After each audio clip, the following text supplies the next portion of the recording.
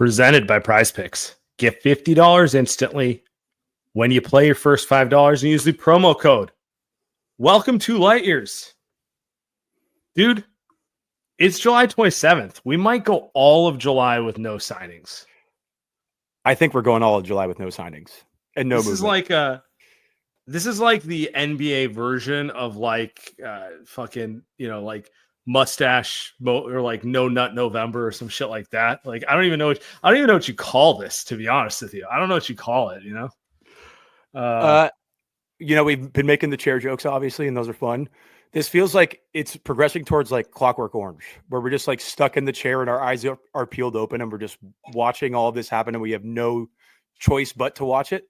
But it's a beautiful Sunday afternoon. We're pre-recording this, but we got to give the people what they want. So we're giving some content today. And shout out to our guy, Tony Slater. Yep. He reported on it. It does seem like there's finally, I don't want to say there's movement on the Kuminga front, but like it kind of validated everything we've been saying for a couple of months. And it also does seem like all parties realize that the sooner we can get here, the better. So my hope is honestly, like I'm joking about it being done, nothing before the end of July. My hope is like in the next week, we have clarity on that situation and we could just keep moving. It would be nice to talk about something else besides Kuminga's restricted free agency. But it feels like between the Aaron Turner tweet and then the Slater article dropping the next day, it felt somewhat coordinated. There's a mention of Kuminga taking the qualifying offer. I don't think that will happen. He could. That'd be insane. I'm sorry. Yeah.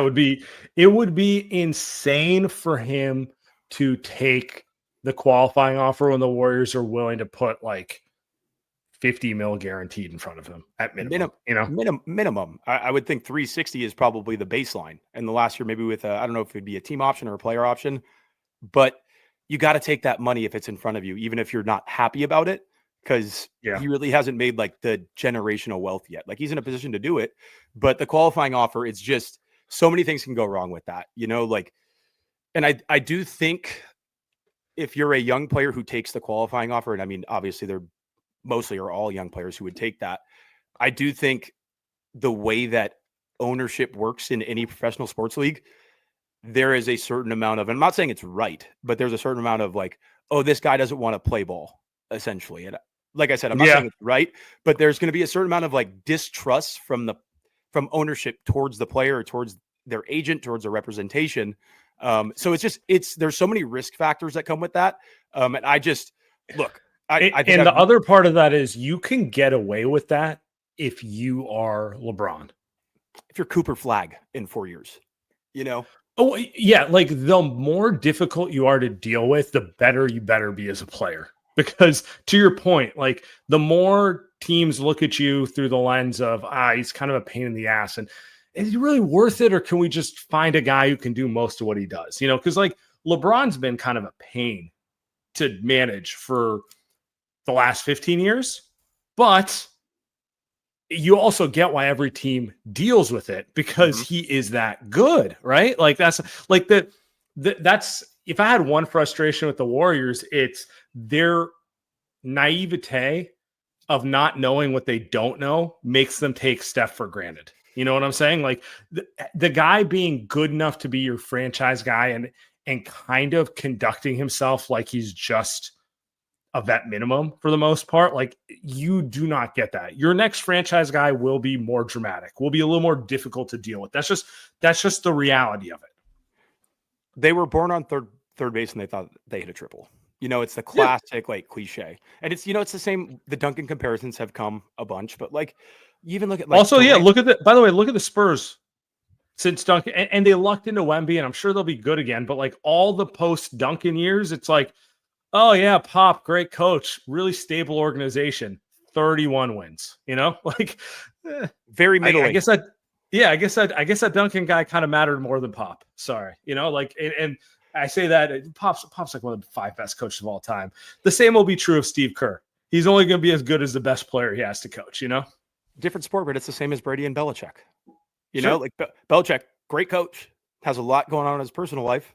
But one of the best football coaches of all time. But like Brady The Lee, greatest defensive coach of all time. It's not even a question. But yeah, to your point, it's like, yeah, you switch Tom Brady for Mac Jones or what's the other guy? Cam Newton was there for a little bit. Jacoby something. Zap. Yeah. The Bailey point. The Zappi. point is. The point. Yeah. The point is. Yeah. You're not that. You may be a great coach, but you can't like manufacture talent you don't have. You know. So. Yeah, I mean, I think the most impressive thing about Kerr is that he realizes that, and I think that's why he's just going to like ride off into the sunset with Steph because he knows. I mean, he's been around it for so long that he knows no matter what his next job is, it's going to be way more difficult. And well, and I would also say like Pop's always said that he doesn't like pretend like, you know, Tim Duncan would just be Bobby Portis without me. You know, like he's not here like. Sorry, he's done the yeah. You have to go to Portis, don't you? No, but Pop has always been the opposite, where he's been like so complimentary of Duncan, where it feels like it's almost forced in a way, but it's true. Like guys don't come around like this. And to wrap it up and like bring it back to Kuminga, like I don't think he's a franchise player. I think he has a chance to be a very good player in the league. But like the way his like approach towards, I guess, the team is like very common for a superstar. You know, like look at KD, look at, you know, Kyrie even, and people take chances on those guys because they're that talented. And Kuminga hasn't proved he's at that level yet. And that's why there's such a stalemate right now. Yeah. And to tie it together, I actually thought the most interesting part of Slater's most recent round of media and, you know, other reporters kind of echoing what he's saying in general is it kind of reinforced what I believe was happening the entire time, which is I'm not fully convinced this is about the money. I think he wants as much as he can get, but I think he wants an opportunity to show he's a max player. And I get the sense when I read that article, the price for the Warriors is 30 plus a year. The price for another team might only be 20-ish a year if it comes with 20 shots. You know what I'm saying? Like, that's kind of the vibe I was getting from it. You know, there was, I'll play this right now, but Slater mentioned it. Like, he actually met with the Kings and they were pitching him on his role. You know, let's just play it real quick. Our friend Kyle Madsen. I feel like I'm about to fire up the Sacramento aggregation machines here, but like, nice. For example, Kuminga, you know, had contact with the Kings in the last couple of days, and it's the first time he's met Scott Perry, and this wasn't in person, but it's the first time he's communicated with Scott Perry, Doug Christie, and BJ Armstrong. And, you know, from what I gather, he liked, you know, the pitch that Scott Perry gave, and, you know, he's open-minded to the idea of Sacramento. And I think part of that is because part of that pitch is, you know, you're talking starting role, you're talking bigger opportunity than the Warriors are necessarily offering right now. And I think that's the part that shouldn't get lost in this whole situation is Jonathan Kuminga is not just looking for the exact contract he wants in free agency. He's looking for the opportunity he wants on the court. And I actually think the fact that we're at the end of July is a big part of this, because I guarantee at the beginning of July, he wanted it all. I guarantee at the beginning of July, it was like, Aaron Turner, go find me 30 plus million and the opportunity to be one of the two feature guys on a team who gets kind of carte blanche, like freedom to roam their game. Now he's probably dealing with the more realistic scenario, which is there's teams who are willing to bet on you and want to see what you have, but they're not going to pay you as if you've proven it just yet. I don't know that it's 100% true, but like just reading between the lines, it seems pretty clear to me that he's willing to take a little less than the hard line number if he thinks he's going to get the opportunity to prove he can be, you know, the next max guy. Reality can smack you in the face sometimes. You know, you think you can have it all, but it's typically not what happens. The interesting thing about the Sacramento part specifically is that, okay, they gave him a great pitch. Where are those shots coming from? Is DeMar DeRozan not going to shoot 17 times a game next year? I know, it's pretty fucking funny. Is Zach LaVine not going to shoot? They're like the worst possible. Yeah. I know they're trying to get rid of DeRozan and Malik Monk, and at least one of those is they just need to actually be able to make the trade work. Mm-hmm. But The other part of it is, I mean, DeRozan's 35, 36. It's like he's not part of it. I get why they'd rather have Kuminga than DeRozan. If I was sacked, I'd rather have Kuminga than DeRozan. I know what DeRozan is, and he's not getting me anywhere that it needs to be. Kuminga may not either, but at least we don't know yet. It's a young part, Like, I'd rather just take my chance on young guys like that until you find actually something, right? To flip that, would you rather, if you're the Warriors, would you rather have Kuminga or DeRozan? And I'm not saying that's on the table. The money doesn't work, but just in a vacuum, who would you rather have? Kuminga. I'm sorry, I'd rather Kuminga. Okay. I would have said I'd have intrigue in DeRozan 2 years ago, and I'm not talking about his age. I'm talking about the roster construct. But the idea of putting DeRozan next to Jimmy Butler and Draymond, makes me want to throw up on myself. It's just. Everything he does, Jimmy is more effective at. Like, yes, DeRozan is a better mid-range shooter, but in terms of role, they both need the ball in their hands, and Jimmy's just 100 times better at actually doing things that help the team win. He's a better passer. He's also able to play off ball a little better. Like, he knows how to play in the Warriors system. It clearly works with him. And DeRozan, like, he's kind of what they were missing in 2021 to 23, where they had a bunch of shooting. They had a bunch of guys who could defend. They just needed a guy off the bench who could go get a bucket. I mean, you don't want to play like the 2004 Memphis Grizzlies and just shoot 35 mid-range jumpers a game. Let's do it, dude. Let's reinvent basketball on the fly. It's like, no. So, but then the question is like, I just want to ask you this right now. Like, the question keeps coming up, like, why can't the Warriors guarantee him a bigger role? We have Steve Kerr saying right now, I'm just gonna go through the thought exercise. I know what you're gonna say, so whatever. But like, Kuminga wants a bigger role. By the way, shout out Steve Kerr, the consummate coach. Steve Kerr leading the charge, leading voice, trying to patch things together. I don't know. I'll give you the floor on this one. Like, why can't? Because I can make the effective case that the Warriors need a player like Kuminga, who, quite frankly, is just a more realistic bet to play 75 games, a more realistic bet to have energy every night of the season, a more realistic bet to carry the offense on a night-to-night basis. And I don't mean carry it in the sense of build the offense around him, but it's just like we all know the reality. Jimmy and Steph are older. I think they can show up against anyone, but if you have to tax them playing like it's the playoffs all season, you're fucked, So someone like Kuminga could potentially be a guy who allows Jimmy to have those Andre Iguodala games, allows Steph to just be setting back screens all fucking game. And, he'll get 20 points because he can literally fall asleep and get 20 points because that good. But it's like, for Steph, that's a sleepwalking game. Yeah, I mean, in theory, and this is the crux of the issue, in theory, Kuminga is the guy they need. The theoretical version. Like, they do need the scoring. I do agree with that. But, like, I just don't trust the process and the approach and the effort, like, defensively specifically on a night-to-night basis. And in a perfect world, if, like, Kuminga really bought in to like this like incredible hybrid of like some of the Sean Marion stuff, like Aaron Gordon stuff, and then also a guy who can just go get you a bucket better than those guys kind of can in a way, it would be beautiful. But I just don't have faith that can happen, number one. And number two, I think the relationship is too toxic at this point. I just think we'd reach a point in December or January where he sits out for a night for whatever reason. Kerr doesn't play him 30 minutes. He only plays 18. And then we're just back in the same cycle, and he's running to Shams or Slater. And we're just hearing the same thing. I've lost trust in Steve Kerr, and then they lose leverage in a trade. Like, we've just been down this path too many times for me to trust it. Like, it's the boy who cried wolf, man. Like, how many times can we go back to the same well? At least a couple more. We're going to. That's the thing. Yeah, I actually think it's even simpler than what you're saying. It's just a bad basketball fit with Jimmy.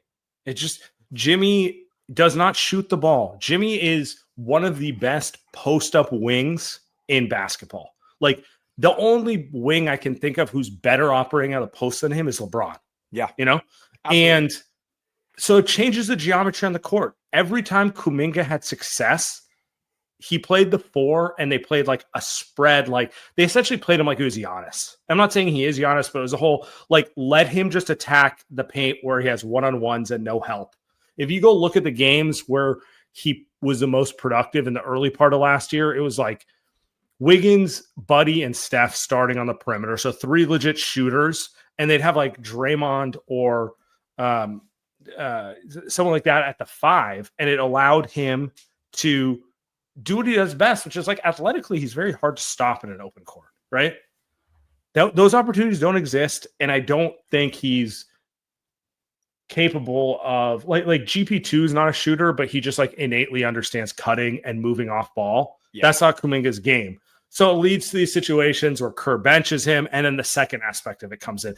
All this is to say, like, the reason I want to move on from it is like I don't think that processing speed, like basketball tension issue, is going to change. And then I know what Steve's going to do. They're going to be in a close game. Steve's not going to like the way the offense looks with them. He's going to put them on the bench. They'll eventually lose one of those games. It'll turn to drama, and it'll be the same fucking rodeo we've seen for 4 years. So to me, it's just like, let's call it what it is. Wrong fit, wrong player. Everyone failed. It's not just his fault, but let's just move on. It's time. I mean, it's so funny how the league works, or just NBA, NBA media in general, where like Kirk can make that right decision to not play him multiple times, but the one time he doesn't, it's like the house is on fire. I don't necessarily agree that he's a bad fit with Jimmy. Like you said, he's not GP2. He doesn't have that innate sense for timing and cutting and just the feel. But I think if it's just Jimmy and Kuminga as your wings and you put shooting around them strictly, I think it can work. I really do. But they don't have that right now. They have 9 players. We're not going down that road right now. We're not going down that road. This is a different episode. We're not doing that today. But yeah, I think it can work. Because I think mostly it's not even necessarily about Kuminga. It's more about my faith in Jimmy, just how smart he is and how adaptive he can be as a basketball player. Like you said, he can't shoot, and that is really the Achilles heel of his game. He can't like shoot spot up threes, essentially, which is weird because he has good touch. That's a whole other subject I would like to unpack at some point, but that's a different. But episode. even if he could, like LeBron can shoot, you still don't want to build an offense that requires LeBron to stand at the 3-point line. You want an offense that's built around him getting to the teeth of the defense and just the sheer pressure that puts on you, and then you take advantage of the fact. Yeah, you would just have to hit 36% of his shots from 3. Would you really want him sitting on the perimeter taking 7 a game? No. You would just have to be so creative with the way that you go about your offense, which is like you can do it, but at the end of the day, is it worth it if you can just get guys who fit a little bit better? And obviously there is going to be a talent drop off no matter who comes in. I think just like a general like baseline level of talent compared to Kuminga. That's what we're seeing. But if you just get guys who fit better, I really do have enough faith in Steph and Jimmy and Dre to essentially figure the thing out if they have enough competent players around them. Well, isn't that the other thing? The other part of the article was just reinforcing what we've known the entire time, which is I genuinely think the Warriors will bring Kuminga back if they cannot get the value that they want. Like they're not accepting, although he looked amazing at Summer League. They're not accepting Devin Carter and a pick. Like and honestly, Devin Carter might be really good, but they seem a little more focused on trying to get someone who I don't have to use the word might in front of. You know what I'm saying? Devin Carter shot like 35% from the field last year. I know there's like a lot of people on Twitter. 50, 40, 90 in Summer League. Did you see him in Summer League? The dude looked amazing. He looked solid. I wasn't, I'll be honest, I wasn't grinding Summer League tape that much after we got back from Vegas. I was trying to put my life back together after 48 hours in Vegas, but I don't believe, like, that's just not going to be a selling point for me. Devin Carter, like, he could be good. Wait, to your point, I mean, not right now, at least. It's a theoretical. Right. I'm not interested in trading Kuminga for a theoretical, because he is a theoretic. Like I can keep him if I want theoreticals that Correct. may develop a certain way. Correct. If I want a known quantity if I'm getting something back. I don't want the theory of something. So I again, that's why, I mean, the sack offer is so ridiculous, but different topic. Well, doesn't it seem like we need a force of function? Because you're also hearing these Phoenix offers, and the Phoenix offers are arguably worse than the Sacramento offers, just because they're, at least there's a world where Devin Carter next year is as good as Keon Ellis. There's a world where Devin Carter, who was last year's lottery pick, is just a very good player in the NBA in a couple of years, right? The Kings, you know, it's the Grayson Allen, it's the Nick Richards, it's the Royce O'Neal. It's like such a poo-poo platter of uninteresting with no upside, you know, type of stuff. And I think that's really what the issue we're dealing with right now. Like, there needs to be some forcing function to get someone like Sacramento to get more serious with their offers. Like, okay, we're going to trade it. We're going to do something different here. And unless you put more on the table, you're losing him. Because I have a suspicion Sacramento would make like Keon Ellis or a first fully available if they thought they were going to lose him tomorrow. Mm-hmm. But they're operating with the perspective that we probably have the best offer right now. We're not going to bid against ourselves. Let's see how long the Warriors and Kuminga can drag this out, right? And so that's kind of the part of it. I see Kuminga trying to gain leverage by not accepting anything the Warriors are putting in front of them. I see the Kings holding pat, and I see the Warriors just sitting here going like, we could do this all summer. We're fine doing this all summer. We'll bring you back if this is the offer. And there needs to be some forcing function. Like, some team has to come in with an offer that looks better, that makes the Warriors go, oh, okay, I think we like that. And then you actually get the quote unquote bidding war, because we haven't actually got a bidding war that forces any action here. Yeah, this is the furthest thing from a bidding war. I don't even know what to call it. I don't have a word for it. It's pathetic, I guess, from all sides. It's a depressing situation. Let's put it like that. Like, the fact, we don't need to go over it again, but like what the offers were a couple of years ago and what they are now, it speaks to how every side mismanaged the situation. And it is what it is. But again, like you said, there needs to be a force of function to make something happen, or else this literally could drag until September. And by that point, I think Al Horford would just decide, okay, I'm going to retire. Screw this. I don't need this in my life. You don't think he's doing the Rocky at home, just eating raw eggs, running around, getting ready to fucking set screens for Steph? I actually heard he was in Siberia, like squatting logs, getting ready to fight Ivan Drago. I don't even want to think about what the Warriors do if he's like, I'm retiring. Whatever. Let's pay some bills. Yeah, I've had enough of that right there. Let's get to it, guys. Are you a baseball guy like me, Tommy? Are you in between grinding tape? Are you just lasered in? I am. I watch my Dodgers 80 to 90% of the games. I'll watch if it's ESPN, like Sunday Night Baseball, I'll watch that. But for the most part, I do hate the Padres because they're our rival, but I kind of like a lot of their players, so I'll watch them play if they're on. But it's mostly just Dodgers for me. Yeah, that's kind of gross. It is what it is. That's a long season. We're at the trade deadline here. Getting a little exciting here, but you know what, guys? Basketball season's over, but the action doesn't stop on Prize Picks because baseball's heating up. Step up to the plate with Prize Picks and add your favorite baseball players to your lineup, whether it's strikeouts, RBIs, first inning runs. Make the call more or less on plays for your shot to win 2,000x your cash. I'm watching the Giants right now as a born and raised Oakland A's fan. Emphasis on Oakland. I cannot support them, so I took the less on every prop. And because they cannot hit, it's been pretty lucrative for me in general. In general, more nights than not, I win betting against the Giants, So eat your heart out. Anyway, Prize Picks. It's the best way to win real money this summer. Make your picks in less than 60 seconds and turn your sports takes into real money all season long.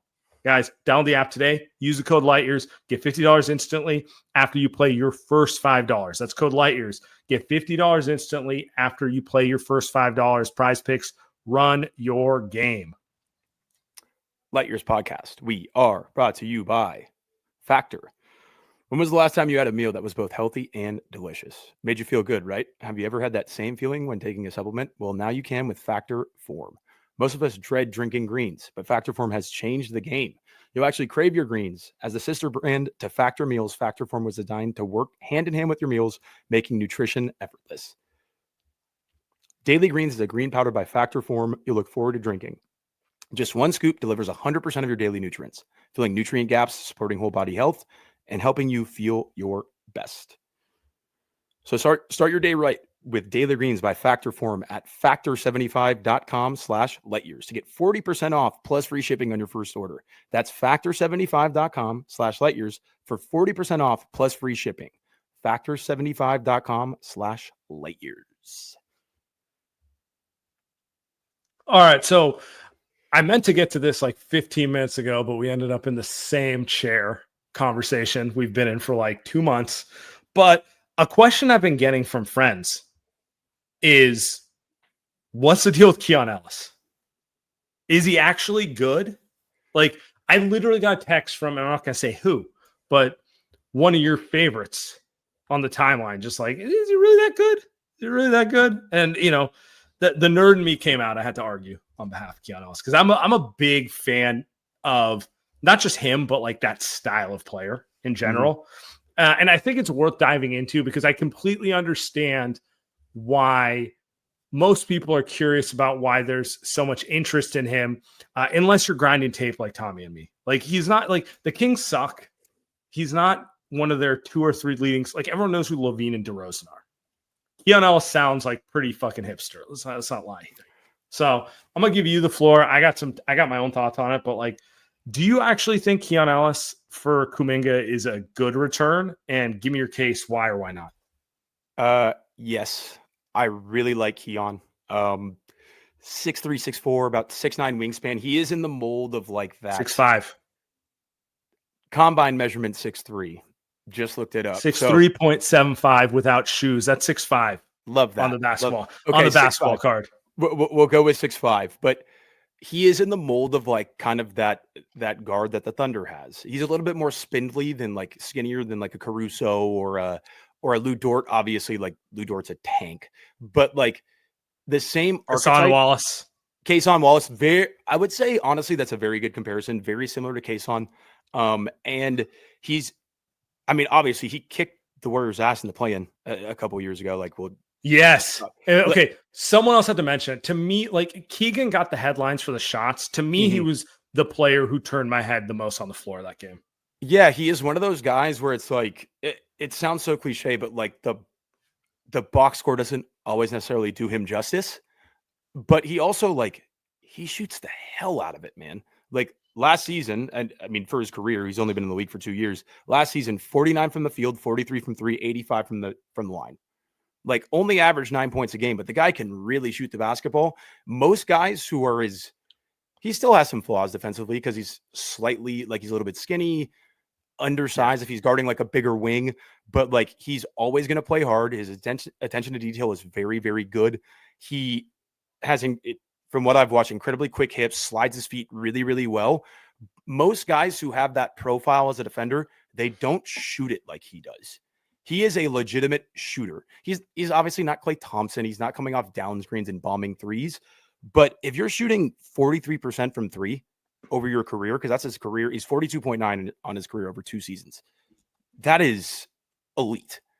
And it's mostly spot up. He can do some movement stuff, but you're not going to leave him on the perimeter. Like, if he's playing next to Steph or whoever, if he's in a Jimmy lineup where Steph's off, like, that's a guy you got to guard, and he's going to give the appropriate effort on the other end. Like, he's just kind of a dog.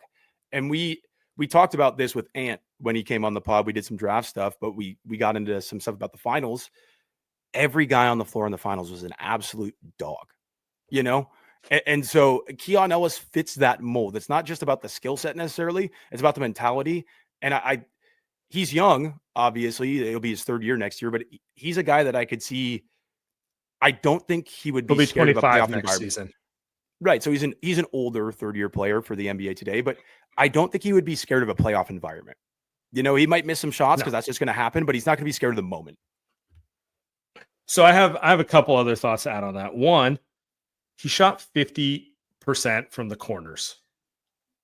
Career 48% from corner threes. To your point, he's not Klay Thompson because there's 5 total shooters in NBA history who can like hang with Klay shooting wise. Like, yeah, so if he was Ray Allen or Reggie Miller, he probably would have gone on the top 10 guys. You know, like that would have been a thing. But the dude can shoot the ball, and I think he's better than a spot up shooter. I think he's somewhere between a shooter and a spot up guy. To the player who he reminds me of the most, if I was to comp him, and this is what I told my friend, is KCP.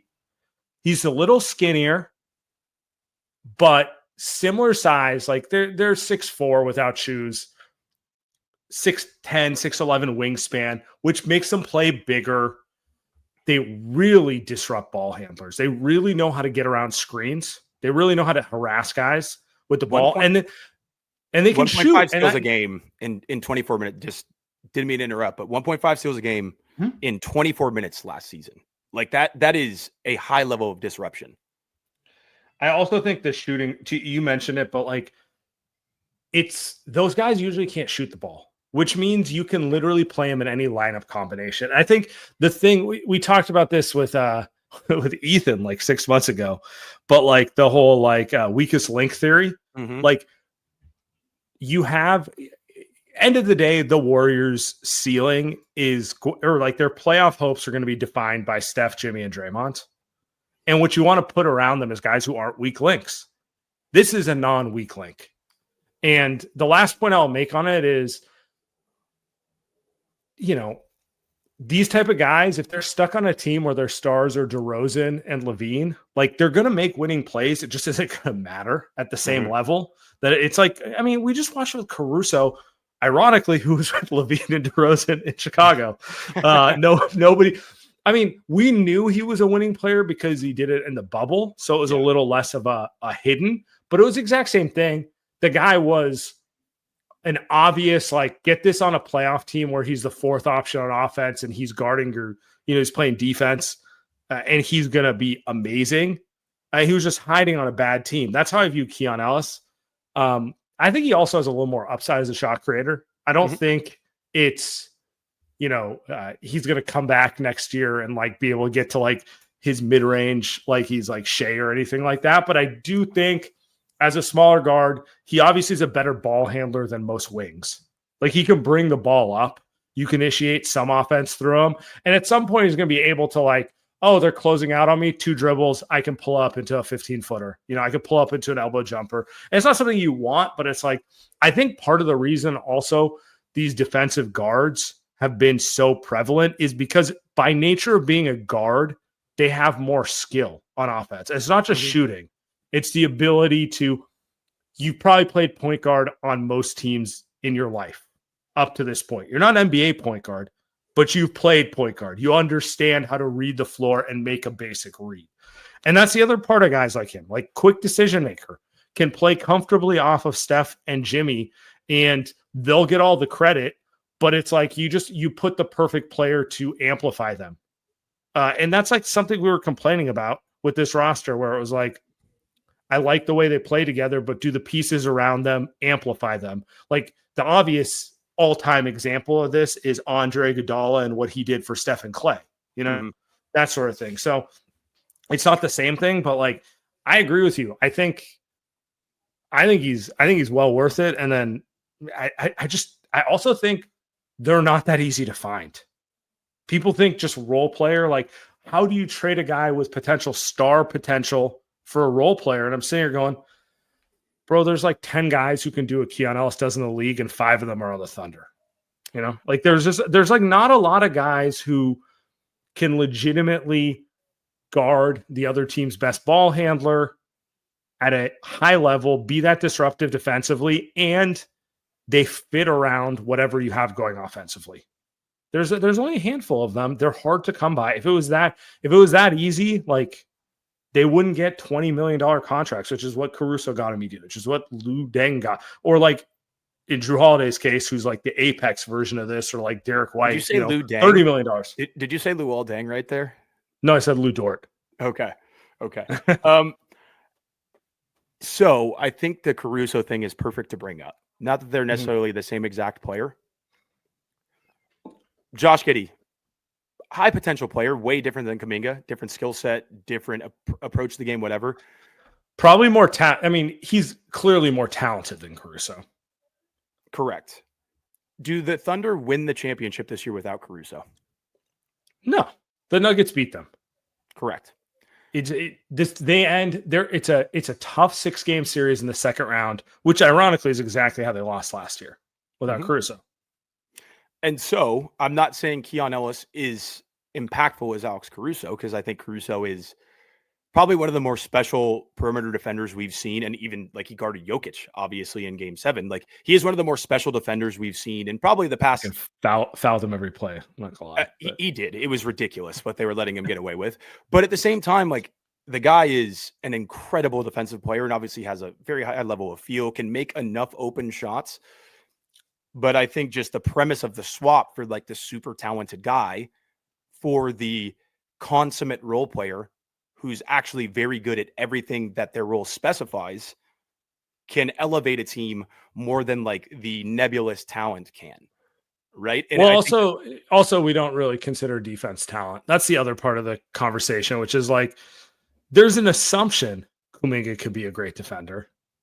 There's an assumption that a lot of players can, but it's like certain guys actually can defend, Yeah. It's like the Iguodala thing. I wanted to ask you this. This is something I've wanted to talk to you about for a while. I have my own theories, but I'm curious yours. Why do you think it is that defensive guards specifically are so in vogue, like in the league right now? I honestly think it has a lot to do with the way the rules are officiated. I think guys who can get under defenders physically and strong enough to hold their position, but also have the length to disrupt you, they can get away with way more contact than kind of a bigger, long guy. The Thunder are like the obvious example of it, because like when you watch it, you're like, the motherfuckers are fouling every play. Yeah, but they get away with it, and I think that's part of it. I think the other part of it is because it's so hard to defend in the NBA, given how skilled guys are. There is kind of this premium on guys who can disrupt the action even starting, more than like the traditional funnel to your center. Like you can funnel a guy, you can funnel Shea to Gobert. He's just going to hit the 8 to 10 footer a million times in a row. But if you have a guy who can actually like kind of push him off his spots and take him out of rhythm, that might actually screw up their offense more. I mean, we saw it and Wiggins is different. He's much bigger, but like we saw that with Wiggins in the 2022 playoffs, where he was just able to like stop teams from getting into their stuff. I think what a lot of fans don't realize is like a 24-second shot clock is incredibly short. Like if you're getting the ball up across half court at 16 seconds versus 20, there are 2 or 3 actions that you essentially can't run in your possession anymore. And I guess to go back on the point where like the quick perimeter guards get away with more fouling, basketball is all about angles at the end of the day. Like if you can get your shoulder by the defender, number one, you're obviously more likely to score, more able to you're going to create space better, but it's like easier to draw fouls as well. If you can keep your chest in front of somebody as a defensive player, the refs are going to let a lot more go, because essentially you are doing your job. They're going to let more contact go because you are accomplishing the task, for lack of a better term. Yeah. And so you're gonna get a little bit more leeway, because like this guy is just kind of putting you in a box. Like you can't go by him. So like, why am I going to give you the benefit of the doubt? Versus if you can get your shoulder by somebody, now the ref's like, he kind of beat you anyway. It's just like natural human instinct if you've watched a lot of basketball. But yeah, like these guards who can slide. Shea's the king of that. Like the minute he gets on you, he does a little herky jerk, and you're fucked. It's like, even if you don't foul him, I don't know what to say. Like he's beat you to his spot. Correct. And so, yeah, just being able to slide your feet and keep your chest in front of somebody is so important right now. And again, like Keon really fits that mold. And I think that's why to both of us, obviously, I think that's why he's so intriguing. Yeah. Because to me, I've thought about this, and if I'm going with the assumption that they're not going to get another star, so we want to build a team around Steph and Jimmy, or eventually Giannis, but but okay, no, the idea is like this team's going to go as far as Steph and Jimmy take them, and you want to put pieces around them that amplify everything they do, that makes sense around them, right? The two players who really come up short to me, and I don't essentially they need a better version of what they were hoping Moody and Kuminga were by year 4. Yeah. And so one of those guys is a guard, a 2-3 who can really guard smaller ball handlers, guard size ball handlers, guard the point of attack. And that's why I'm saying like Keon Ellis. And the other is the big wing, because inevitably you're going to run into a team like the Lakers, because like Keon's not guarding Luka, you know? Oh God. No, that's where like you need the big wing who can guard those guys. And so to me, it's both those things. When they won in 2022, I know GB2 was hurt for the final series, but they kind of caught a break that the teams they went against didn't need his specific skill set. Mm-hmm. But they had that. Like GP2 is tailor-made for guarding the John Morants, the Shai Gilgeous-Alexanders, like those type of players. And then Wiggins at that point was at his defensive peak, and he's like the perfect defender for Luka. Tatum. Yeah, the big wing ball handlers. And so when I look at it, it's like Draymond's the greatest help defender of all time. Jimmy's probably a top 5 help defender in the NBA right now still. Steph, he does everything else on offense, so don't worry about that. It's like get those two guys who's more suited for kind of guarding the point of attack and taking guys out of option, than the others like he's suited for the big wings who honestly there's less of them in the NBA these days. But you're probably still going to run into one, and like, 5 of the 10 contenders tend to have them. So you're still you need to have the ability to match up with both, I guess is what I come down to. So it's not that Keon makes them a contender and fixes every problem. It's he addresses one of 2 things I really want addressed. Yeah. I mean, that would be my worry with the roster. If it ends up being, they get Keon, they get Melton, they get Horford, whatever. My worry would be big wings for sure. Cause like, you don't want to necessarily task Jimmy with that. He can, but he's definitely not 2018 Jimmy Butler, where it's like just stick him on the best guy and he's going to like disrupt the whole flow. Like he's not that guy anymore. But to go back to, I think the Keon thing really quick, and something that clicked while you were talking a bit ago. Keon is such a perfect fit next to Jimmy, in my opinion. Like Jimmy made Gabe Vincent and Max Strus, and Max Strus is a good player, but like Caleb Martin, like all these random guys look so good. And like, to me, Keon is so much better than Gabe Vincent. Like, I don't even think it's close, like those are the guys they need to be targeting, like that archetype, because that'll help. There's a lot of complaints about Jimmy scoring, and I do understand some of the frustrations, but like, if you give him more space, it will give him more room to operate in those post areas that we're talking about. And there's very, very few guys better at operating from 17 feet and in with a clean catch and some clean paint than Jimmy Butler. Yeah. Yeah. No, I agree with you. I think they just need to, it's just a commitment. Like they traded for Jimmy, commit to the core. Mm-hmm. I think the other aspect of it is, and I think this is the part we haven't really delved into, I think the league's also smarter. And I think it would have been easier to get a player like this 10 years ago, where they might be undervalued on a dozen teams around the league. And everyone now looks at the same advanced stats, thinks of the game the same way. It's the Warriors' fault. They changed the game. And a decade later, on accident, every front office who's semi-competent is thinking of the game through the same lens, which is like, oh, wow, it's really hard to find guys who can guard and hit shots. It's really hard to find guys who can do the things that Keon Ellis does, even though he does less than Kuminga theoretically can do, or like Josh Giddey, who he said could theoretically do. His skill set's more valuable to a team around their star, right? And that's why, like, the Kuminga thing is he wants to be a star. So it's like he needs to be in a situation where he can, because if he's asked to do role player things, he's proven to be pretty, I don't know, like run of the mill at it. Scaling down is harder than people think. Scaling down your role is much, much harder than people think. Like people just think because somebody's talented, they can just step into a smaller role. It doesn't necessarily work like that. Like Cam Thomas can score the hell out of the basketball, but he doesn't do that's probably the best argument right now. Yeah. He doesn't do it as well as the best guys. And so if you're a team who's actually trying to win basketball games, where does he fit? Where does he fit on your team? And that's why these conversations get so complicated, is because it's all about, I guess, stacking players around your stars. And like Cam Thomas just doesn't, like, I would love Cam Thomas as a 15 to 20 minute a game player, but I don't want him playing 35 minutes.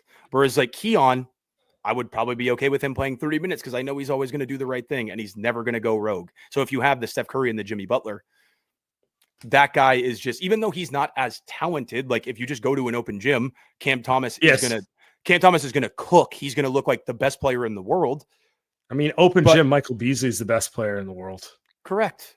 But like open gym it's not basketball. Like at the highest level, it just isn't. Like, look, I still love to go play open gym runs. I do it a couple times a week, but it's not the same as when I was playing in college. Like it's a totally different game.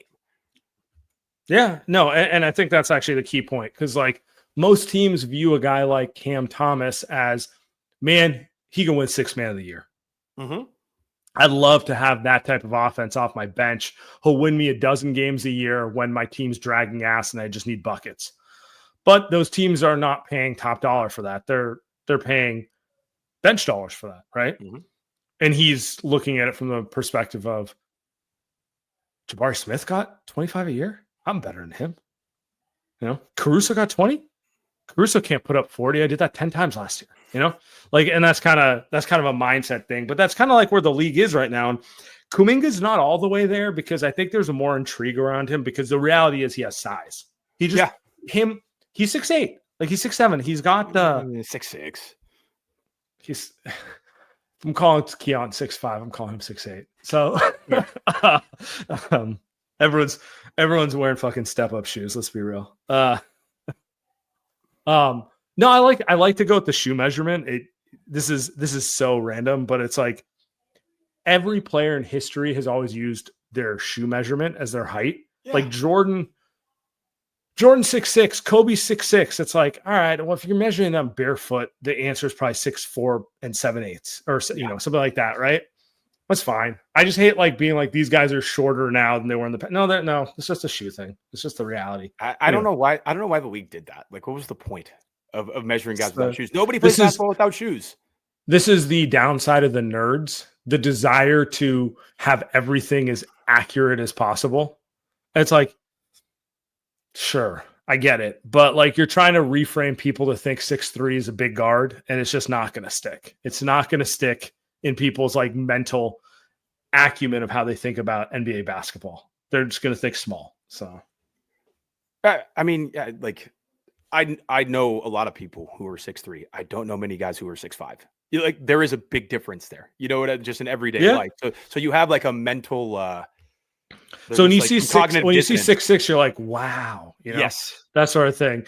And when you hear the Warriors have 4 guys who are 6'3" out there, you're like, motherfucker, that's my sales department. I don't want to deal with that, you know, like, so that is my only concern with like Keon is like Steph, Pods, Melton, Keon, Moody. Like, are we going to do the guards thing again? Like, I don't know if my four guards and a center who weighs less than all of them just won the title. That's different though. OKC's guys are built like linebackers, man. Like it's a different type of thing. Like they are 220 pounds. We'll get Pods on HGH. Hey, dude, allow that in sports. I don't care. I want to see these guys at their best. I do agree with your point, which I think is where some people get frustrated with the concept of Keon Ellis. Is if that's all they do, you're like, I can in my mind, I can see the lineup Steve's throwing out there. I can see it. I can see GP2 at the 5. I see it right now, you know, like that sort of thing. So it's like, it's not like I would welcome that move, but it's in my mind with the understanding that someone else is going to make a move for a player who's going to fulfill the role that they wanted Kuminga to fulfill, which is the 6'7", 6'8", like the Harrison Barnes, right? Like that type of guy. Yeah. And again, like I said it earlier, that would be my concern with the roster. If Keon is kind of the move for Kuminga, you just don't have enough size on the wing and like kind of the small ball forward. Unless you really believe in Guy, which I kind of do. It's my guy. Like I'm a big believer. This is July 28th talking. Yeah, absolutely, it is. But I think to like kind of go off that point, I think the most like one of the most fascinating things about Kerr is that he used to love big men. And I'm not saying he doesn't anymore. I think a lot of it is just roster construction, but this like notion that he like wants to play guards all the time. He used to play James Michael McAdoo, played Festus. Like he played bigs who were not that good, but they like understood their role and had enough feel to get things done. I think the biggest misstep has been not getting enough bigger wings or big men who like can play the style that Kerr wants to play. Those are hard to come by. They are, but like, go get George Niang.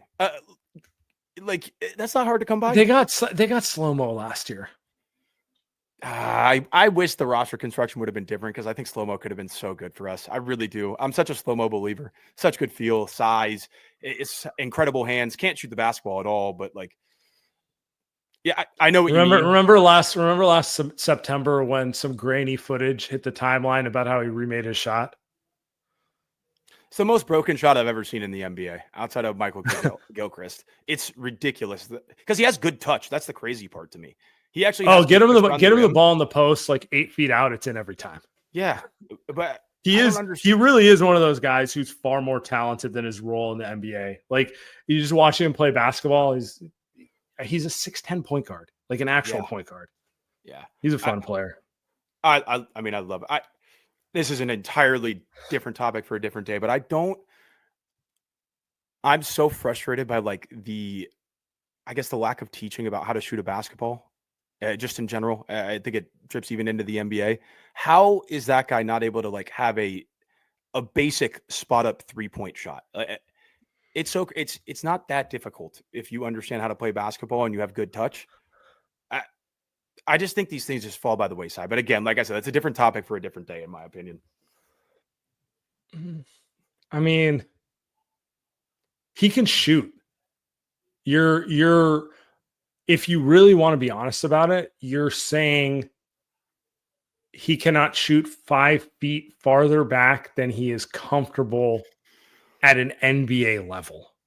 Like that's just the issue. The issue is he hits that shot at about 29 to 30% in an NBA game, and it's just unacceptable to be under 35%. It's a mechanics thing to me though, because it's some guys just don't have the touch and they'll never be able to shoot a basketball. He has the touch. He had a great floater game, pretty solid around the rim for the most part, especially when he was younger. But just fix the mechanics, man. Like I'll never understand it. Like maybe he doesn't care. That might be the issue, but for the most part, just get better coaching, I guess. And the other issue he runs into is the shots he practices. Like I see just a bunch of clips of him taking corner threes. I don't understand when he's going to ever be in the corner. Just given his role in offense as a passer, like it's like it's Draymond-y, where it's just like I know Draymond can hit the corner three. They run like a random play once a game to get Draymond to the corner, but like in the flow of the game, there's not really a reason for him to be in the corner. It's kind of weird if he's in the corner, that sort of thing. So I think that's the other part of it, and then compound it with the fact that he just doesn't play enough. So it's like, oh, he's 2 for his last 18. Okay, that's nothing. But he isn't going to get 50 shots to get his way out of it. He's going to get benched. It's kind of brutal, to be honest. It's 2 for 18 over like 9 games. Yeah, so exactly. Like you're taking 2 a game. That's really tough. But we've just done 5 minutes on Kyle Anderson shooting mechanics. I think it might be time to wrap this one up.